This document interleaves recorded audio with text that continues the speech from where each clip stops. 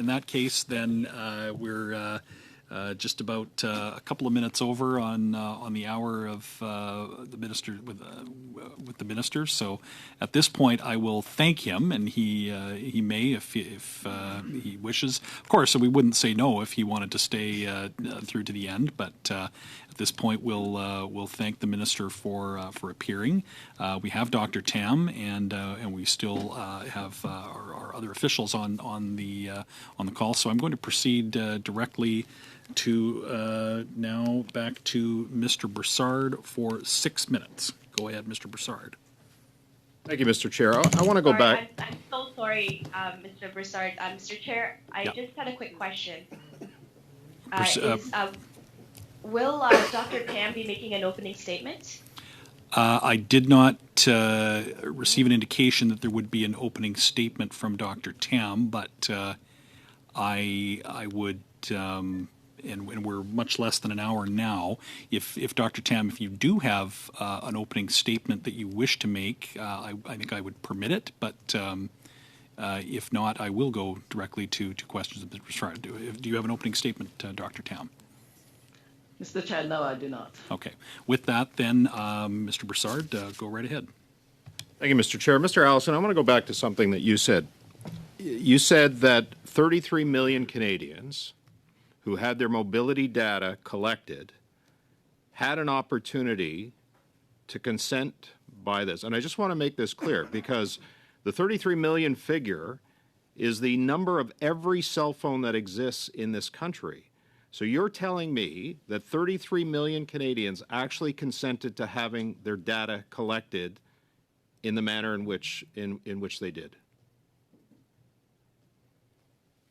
Mr. Chair, I actually have no idea where the number of 33 million came from. Through the TELUS contract, there were a maximum of approximately 9 million people who had consented and whose data was used through the TELUS Data for Good platform, and approximately 5 million through the Blue Dot contract. Because the data is de-identified and aggregated, we have no idea to know where the overlap between those two data sets might be. So the actual number is somewhere between 9 and 14 million. So would those, let's say it's 9 million then, would those 9 million people actually have consented for TELUS to have that information passed on to the Public Health Agency of Canada? Would they have known that that information was going to come to PHAC? Mr. Chair, those people would have not opted out of the service or of the TELUS option that they had to related to the data for good. So what if they wanted to opt out? What options would have been available to them to opt out to have their data collected for the purposes of PHAC using it? Would they have had that option? Absolutely. The TELUS website, again, it's a very simple process. You can go in, enter your phone number. It's easily findable under TELUS Privacy Mobility. You enter that, you hit submit, it goes to TELUS, and I'm not sure they have a 24-hour turnaround, but they commit to getting back extremely quickly and making sure that the device is removed. Thank you. My question is for Dr. Tam. Dr. Tam, I think, as I said at the onset, you can understand the concern of Canadians about having this information collected, I would argue, without their consent. But I'm wondering why this information would be so important when public health agencies across Canada, federally, provincially, municipally, territorially, has access to data that could inform public health response and public health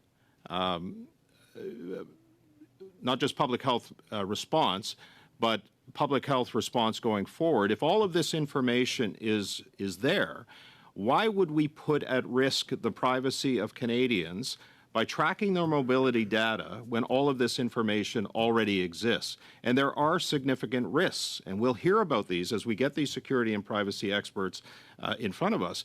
But why would you not just use the data that's available to you and other government data that's available to determine public health response both for COVID and in the future as it relates to the RFP? Yes, just Mr. Chair, I just want to reiterate that this is de-identified and aggregated mobility data. And in the public health context, we look at different types of data and often layer on different information.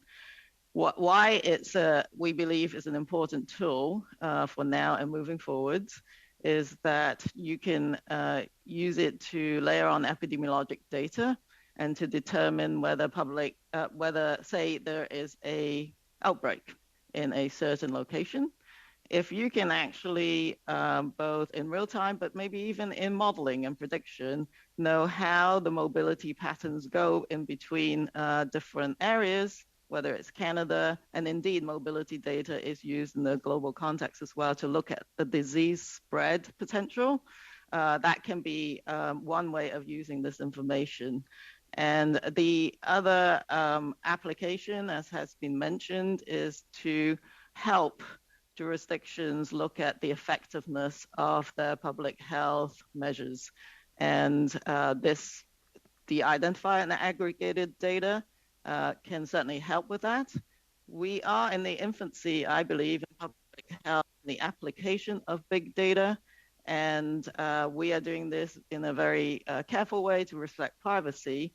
But public health, if you look at other reports and lessons learned, you will see that public health lacks a lot of information, and this lack of information is actually laid out quite nicely in some of our external advisory Thank you, Doc. report on the pan-Canadian data strategy. Thank you. Quickly, can you tell me why Blue Dot was chosen solely for this contract? Blue Dot is one of the key groups, companies, and in Canada, in fact, that is already set up prior to the pandemic to collect information. And if there's any further details, I don't actually know that, and Mr. Allison may have the more specific details about the contracts.